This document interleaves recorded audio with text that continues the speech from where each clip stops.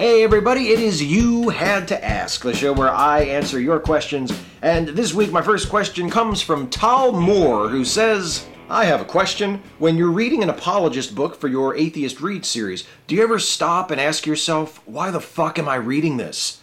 This isn't to say I don't appreciate it. In fact, I greatly appreciate it, knowing that you're taking one or several for the team. I mean, those are hours and hours of your life you're never going to get back. Gee, thanks for reminding me of that. There actually are times when I'm, not necessarily when I'm actually doing the videos, because by that point I've already read the material and written what I'm about to say, but when I'm going through the book and writing it, because I write as I read. As I go through the chapter, I sort of stop and put out my thoughts or pull out quotes or whatever. There are times when I have a little bit of a conflicted feeling about it, because I wonder if I'm not being a little hypocritical, if I'm doing something that I sometimes preach against. Not necessarily in public. I don't really say that much about it on my YouTube channel, but privately to friends, I have made it clear in the past that I'm not really a big fan of one-on-one response videos or of arguments that are just about what one particular person said and another particular person. Like it's like you're having a squabble in public about really petty, meaningless things. And I wonder sometimes if An Atheist Reads series crosses that line.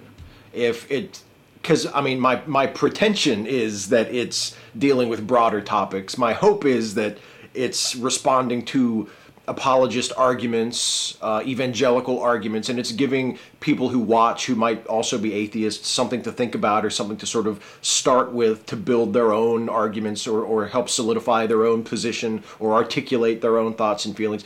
That's what I hope. That's sort of what I use to sell the series to myself as much as to anyone else. But I wonder sometimes if I'm not sort of flattering myself with that, and what I'm actually doing is just taking the piss out of the person who wrote the book, and in doing so, I'm sort of violating a rule that I don't like it when other people violate, which is to just do like a takedown video or a ponage video. I'm not really a fan of those. I think they're petty, I think they're small, and I don't like to think of myself as someone who does those sorts of things. But then I look at the An Atheist Read series, and some of those videos, I wonder if I have not crossed that line. So it's not so much that I feel like I'm wasting my life with it, or, oh my God, how am I going to get these years back that I've spent doing this? I never really feel that way about it. But I sometimes wonder if just by the nature of the work itself, by the format of the series, and sometimes the way I choose to engage with the material, sometimes out of frustration or out of boredom with it, if I'm not crossing that line that I've sort of drawn for myself. That's the concern that I have with it sometimes.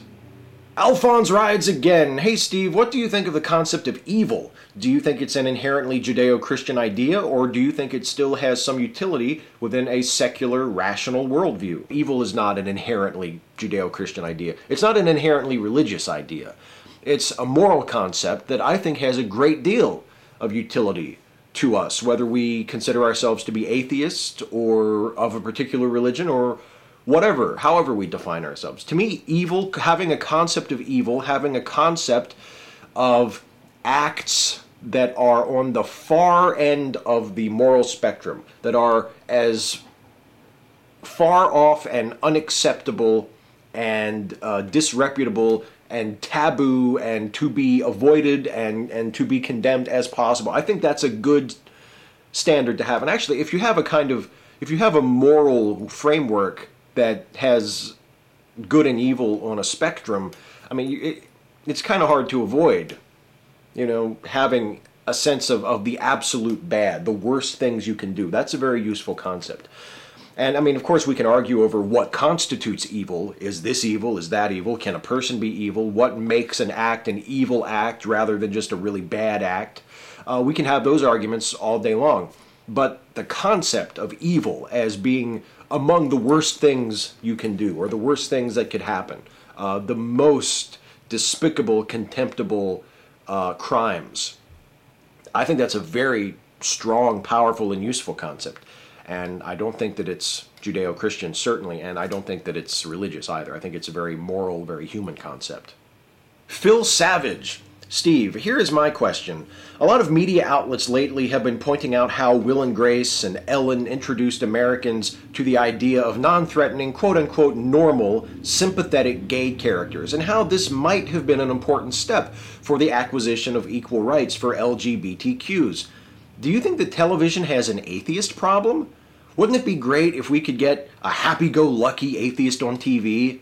If Andy Dwyer from Parks and Rec had mentioned, oh yeah, I don't believe in God. Why does the media insist on making us out to be bitter elitist loners?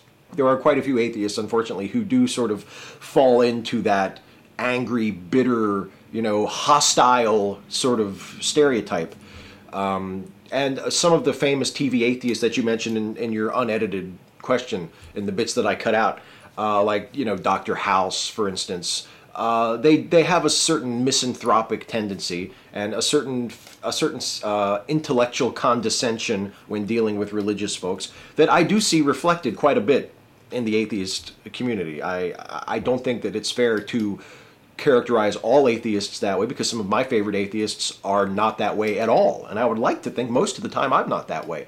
But that type does exist. Those traits are easily visible in the atheist community. So that's part of it.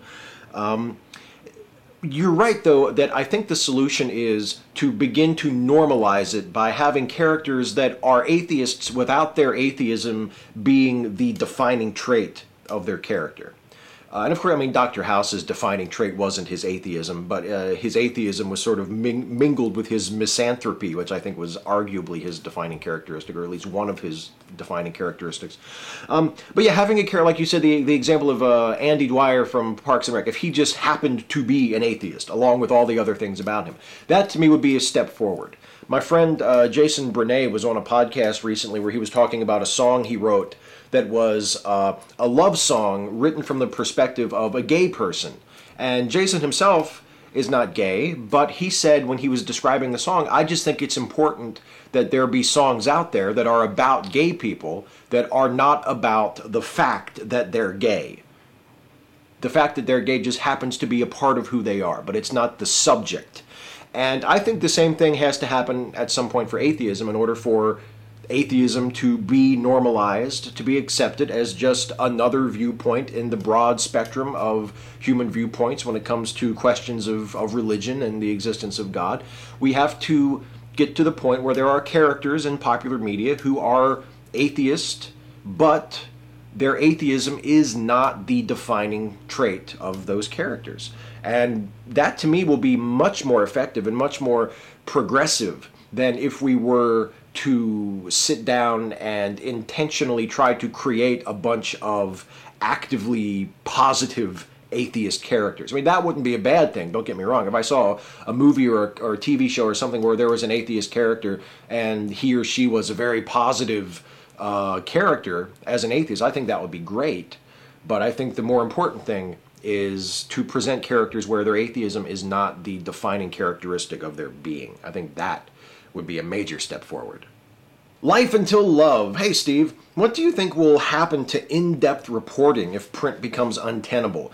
As much as I love things like Frontline, most of their stuff is really good, it seems that most in-depth, nation-changing stories come from either print newspapers or print magazines. Will we lose that if we move to a world entirely made up by 24-hour cable nonsense and blogs that remain a little more interested in celebrities than geopolitics? Or is it just that the serious reporters haven't moved over to the medium and will with time? Thanks. P.S. Thanks for being a strong opponent of the MRAs. They do not get the disdain sometimes that they deserve. You're very welcome, and thank you for the compliment on the last part there. I am always happy to heap disdain on MRAs, as I would be happy to heap disdain on any group of people that I consider to be contemptible and hateful. As for long-form journalism, I think you're right to be concerned because the trend in online print journalism doesn't seem to be favoring a resurgence of long-form journalism, of deep investigative journalism. The BuzzFeed model seems to be taking over, or maybe the Huffington Post model, where there is some good reporting, but there's also a lot of fluff, a lot of superficial stuff, and that seems to be in the forefront, and the more deep, serious pieces are kind of back behind everything. But it's there if you look for it. And there are people that are doing really good work. And I do think when we get to the point where the actual print newspapers and print magazines are finally just essentially gone, that the market for that serious print journalism will still be there, and the reporters, the writers, the investigators who really excel at that will always find a home and will always have an outlet to do that sort of work, and hopefully if they do something that is that significant, it will be accessible and it will be made available and people will read it and learn from it. The worry I have is not so much that it will go away, but that it will become a very much of a niche market. You mentioned Frontline. I mean, Frontline is an outstanding show. It's maybe the best, I don't even think I have to say maybe, it's the best journalism show on TV. It's an amazing documentary series, a great hard news series. But how many people watch Frontline? I mean, it's on public television. It doesn't have a vast audience. I think it probably has a pretty good audience for public TV, but it's not a smash hit blockbuster show. And that will be more my concern than thinking that it would go away. I think that shows like Frontline and the print equivalent of Frontline will always be around and will always be accessible. But I worry about whether or not people will be reading it. And I hope the answer is that people will be reading it, and that if people are sort of told by their culture that a particular story is something that is really important that they have to read to educate themselves and to be informed, that they will make the effort and take the time to actually read it and not dismiss it because it's longer than, the length of a BuzzFeed article. Jarb2104 Hey Steve, seen that you have over periods of time changed your mind about what you like, dislike in terms of movies, TV shows, etc. What could motivate you to view a movie you really disliked and then end up liking it? In other words, how do you come to terms with things you disliked in the past? I think a lot of it is maturity. A lot of it is just growing up. Many of the films that I used to not like as a younger person, I returned to as an older person and saw them in a different light and found things about them to appreciate that I hadn't seen before. Some of it also is realizing that in many cases, not all cases, but in many cases, I disliked something for reasons that I would now consider to be unfair. Like I used to have a grudge against George Clooney.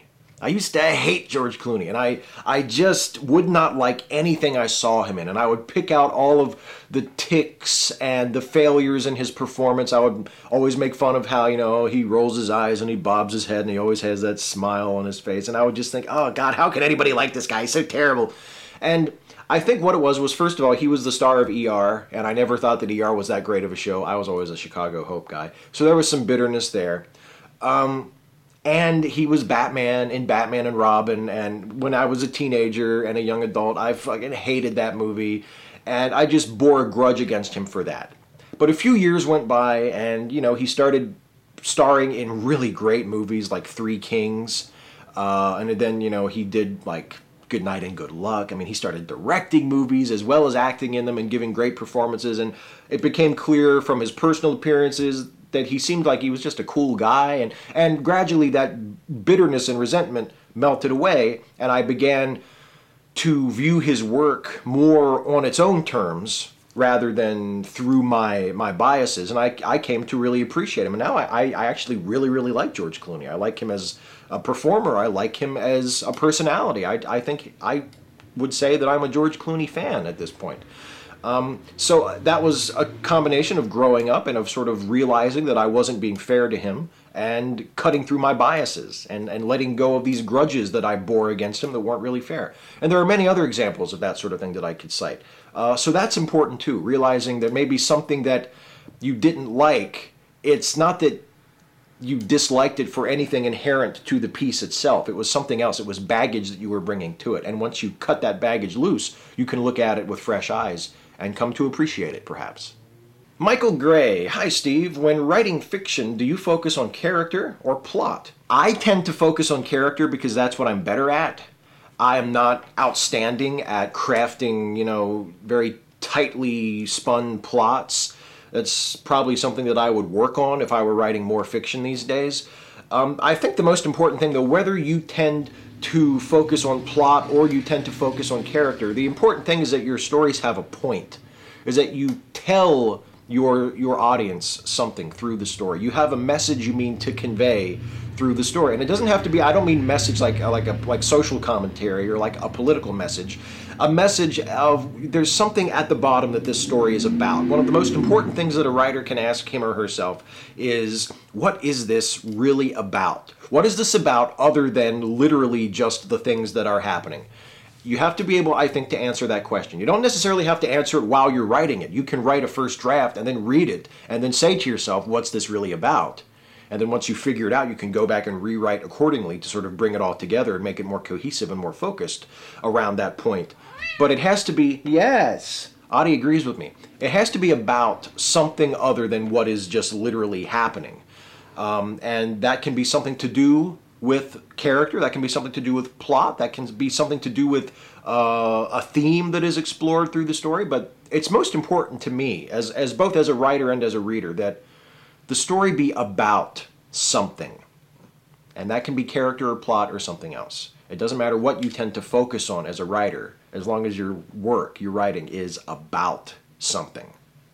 The Catholic Sponge. Okay, Steve, I kind of want to know if you ever had a problem with agnostics. Do you consider them dishonest? And why do you think some atheists have a problem with agnostics so much? And what can we do when it comes to accepting agnostics? I feel that we are scaring them away.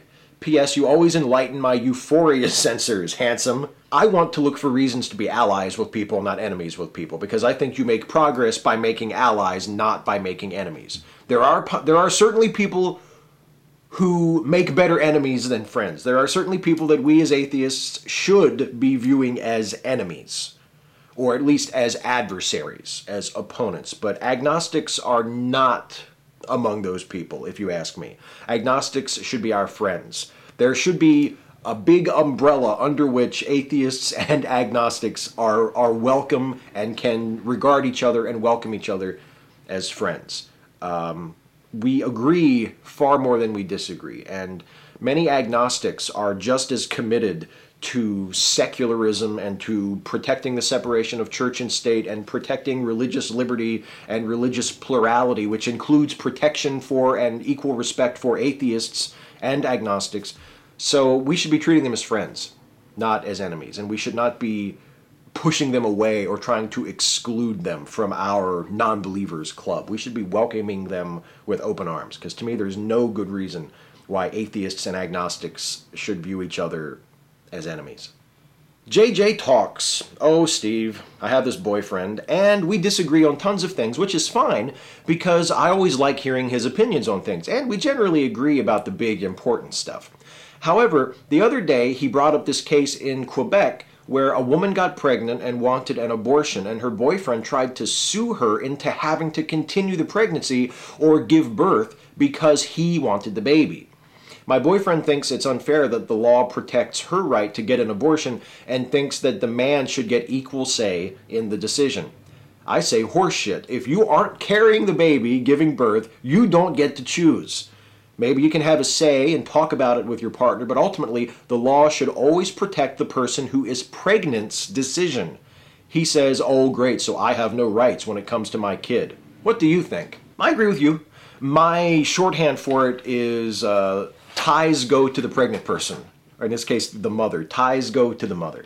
If there can't be any kind of agreement between the mother and the father over whether or not to have the baby or have an abortion, I think you have to go with what the pregnant woman wants, for the reasons you say. She's the one carrying the baby. She's the one who's going to have the baby. Statistically speaking, at least in the United States, she is far more likely to be the one who will wind up raising the child if she and the father split up. There are far more single mothers than there are single fathers. That's not meant to disrespect single fathers, since there are many single fathers who are awesome, amazing parents. But statistically speaking, I think it's something like 80% to 20%. There 80% of single parents are women. And it's far more statistically likely that the mother is going to be the one who will wind up raising the child if the two parents split up. So yeah, it should be the mother's decision ultimately. Now, yes, the man should have a say. The man should be able to state his opinion, to appeal to the woman. But it's got to be her decision ultimately. It's her body. It's her life. It's her responsibility. It's her who faces the probability that she will be raising the child if things don't work out between her and the father. It's got to ultimately be her decision. And at that point, I have to say, it's not so much that the father doesn't have any rights, it's that the father's rights don't matter when compared to the rights of the mother, given the situation that she finds herself in. It's nothing against the father, but the situation is she's the one who's going to be stuck with the kid if he bails. So it's her decision. I'm sorry, potential dads who don't want your pregnant girlfriends or wives to have abortions. But if you can't persuade them, it's up to them. Sorry.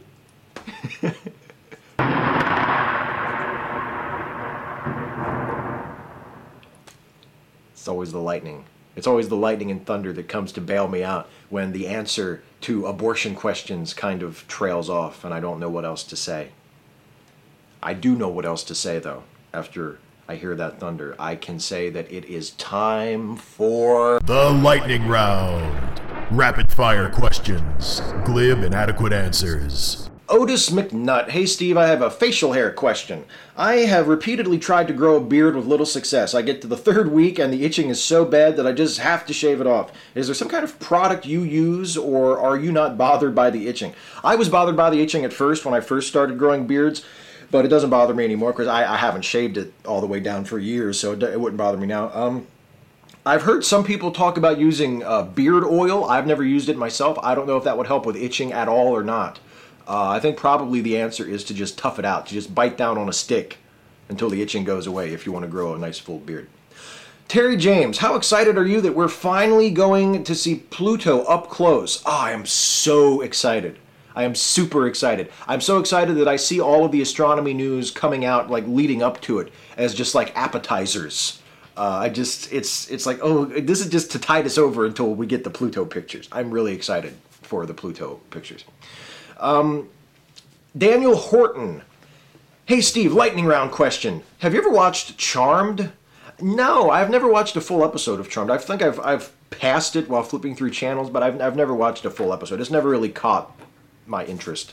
There were parts of it that seemed like they might be kind of interesting or funny, like maybe I could get into it, but it was nothing that really grabbed my attention as I was passing it while clicking through channels. Ezra Henderson. Hey Steve, with the stuff going on around the Confederate flag, I wonder, what do you think about it? I personally think that that flag should be taken off of state property, but I think that pulling Duke and Bo off the air is a little extreme. Thoughts? I don't know. I mean, I understand people who don't view Dukes of Hazzard, the show, as being connected that closely to the Confederacy or to the Confederate flag just because it has the flag on the roof of the car. But then I also see the argument from the other side saying, look, this is a show that glorifies Southern culture and glorifies the sort of good old boy system and puts a really happy, funny, appealing face on it, when actually this is part of the problem. This is part of the system that has been crushing people of color, especially in the American South, for decades, and why should we be celebrating it? I see both sides of it. And honestly, TV Land changes its schedule from time to time anyway. There are tons of great old shows that aren't being shown on TV Land. It's really not that much of a tragedy that they decided to swap Dukes of Hazzard out and show something else in its place. I really don't think it's that big of a deal. And anything that lessens the presence of the Confederate flag in our culture, I think, is a good thing and something to be celebrated. Cats and Coffee. Hey, Steve, will your country ever do anything about your mass shootings other than go, oh, what a shame, every time it happens? No.